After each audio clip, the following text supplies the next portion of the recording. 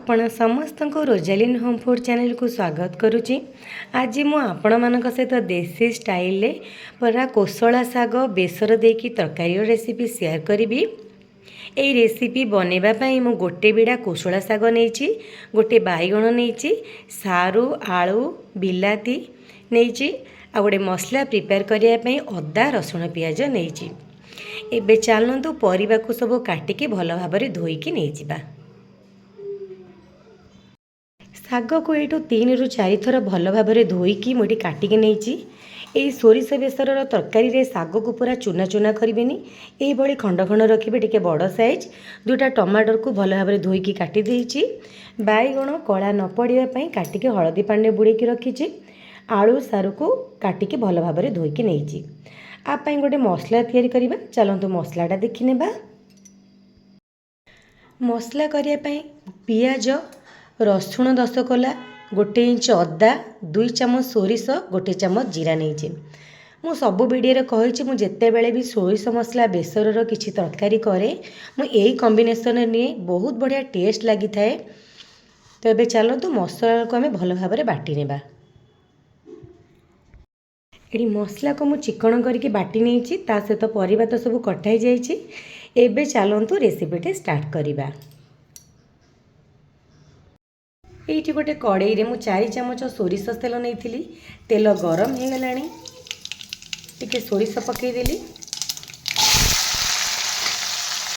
सारू आलू पकई से मु 1 पिंच हलदी देती।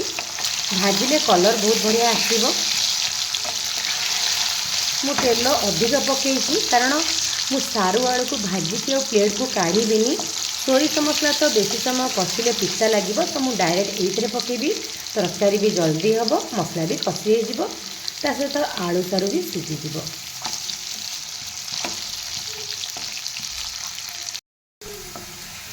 सारू आलू ये भल भाव भाजी गला।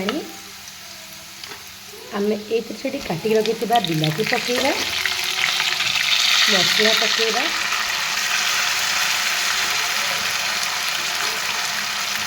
समस्त रोषे करने शैली अलग अलग।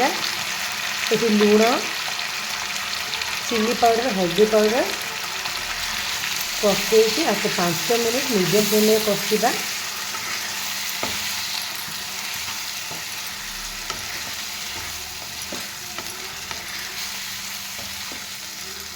मसला कषिवा सहित आलू सारू भी सीझीज, टमाटर भी अधा सीझीज। यही रेसिपी रे टमाटर को आम बेसी सीझेबानी, एमती हल्का से मुझे ग्राइंड करी नथिली, प्यूरी बनै नथिली, एमती डायरेक्ट पकेइली।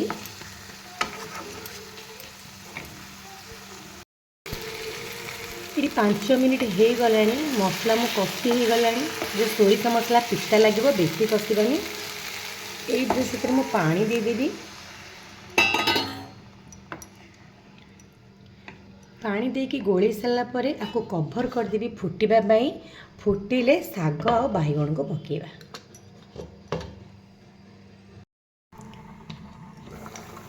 तरकारी भी बहुत बढ़िया भाव फुटिला, आलू सारू भी सीझी आसला। एबे हमें गैस रो फ्लेम को मीडियम करदेबा। काटिक रखि बैगण शाग को पकईदेबा।